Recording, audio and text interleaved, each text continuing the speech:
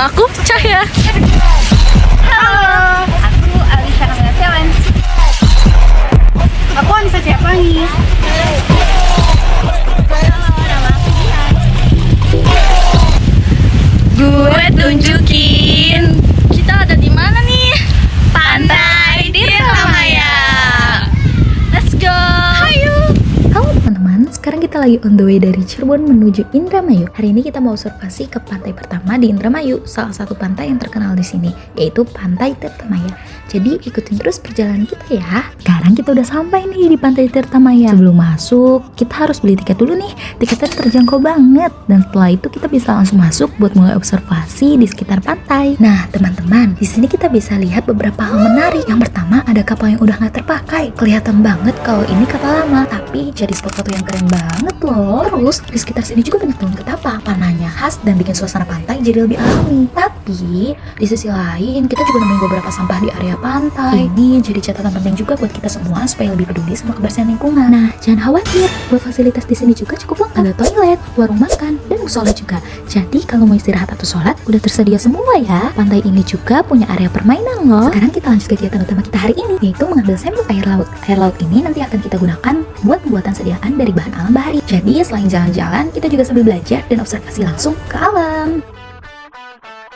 Hari ini kita sudah berada di laboratorium untuk melanjutkan tahap selanjutnya, yaitu pembuatan sediaan dari bahan alam bahari tersebut. Yuk kita mulai progresnya bareng-bareng. Berikut ini alat dan bahan yang kita siapkan hari ini. Ada NaOH, pipet tetes, batang mengaduk, cetakan, cawan petri, oleum rose 5 ml, sampel air laut, kaki 3 plus asbes, bunsen, aquades, VCO atau minyak kelapa, gelas korek api, gelas ukur, dan mixer. Sekarang kita masuk ke bagian yang paling seru, yaitu cara kerjanya. Pertama, kita menimbang VCO atau minyak kelapa sesuai takaran yang dibutuhkan. Lalu kita menimbang aquades dan juga NaOH atau natrium hidroksida dengan hati-hati. Setelah semua bahan ditimbang, kita menyalakan api bunsen dan mulai memanaskan air laut sampai terbentuk garam. Ini prosesnya cukup menarik karena kita bisa lihat langsung perubahan fisiknya. Setelah garam terbentuk, kita lanjut ke pembuatan larutan NaOH, yaitu dengan melarutkan NaOH ke dalam aquades secara perlahan sambil diaduk sampai homogen. Selanjutnya, minyak VCO yang sudah ditimbang tadi lalu kita mixer sampai halus.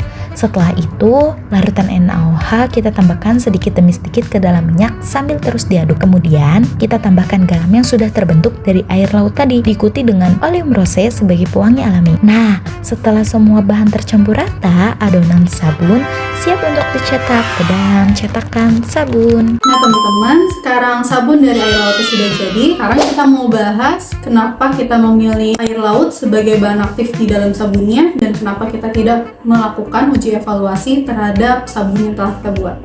Jadi sabun dari air laut ini bukan hanya sekedar sabun, karena dari air lautnya sendiri ini mempunyai banyak mineral-mineral alami seperti natrium, kalsium, kalium, dan magnesium. Nah, mineral-mineral ini bisa membantu membersihkan kulit lebih maksimal, mengangkat kotoran berlebih dan minyak berlebih, tapi tetap lembut di kulit. Garam alami yang terkandung dalam air laut ini mempunyai sifat antiseptik dan antibakteri.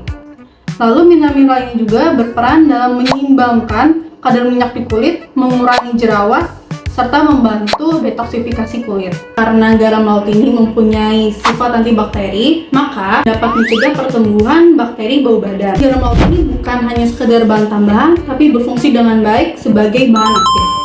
Nah, jadi dalam formulasi sabun batang ini, kita menggunakan air laut sebanyak 600 ml dan didapatkan garamnya itu sebesar kurang lebih 21 gram. Nah, konsentrasi 21 gram ini dianggap sudah ideal.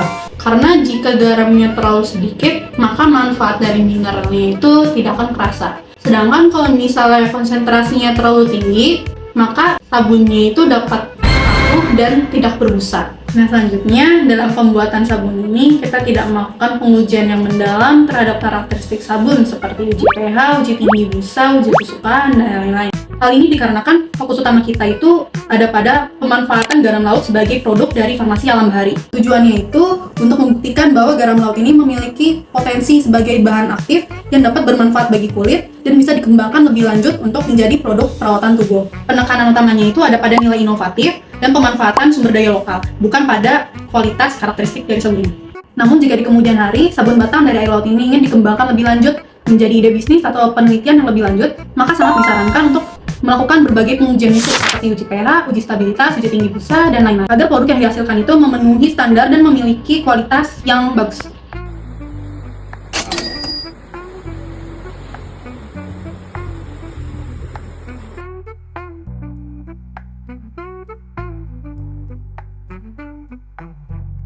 Gue tunjukin sabunnya udah jadi dan siap pakai.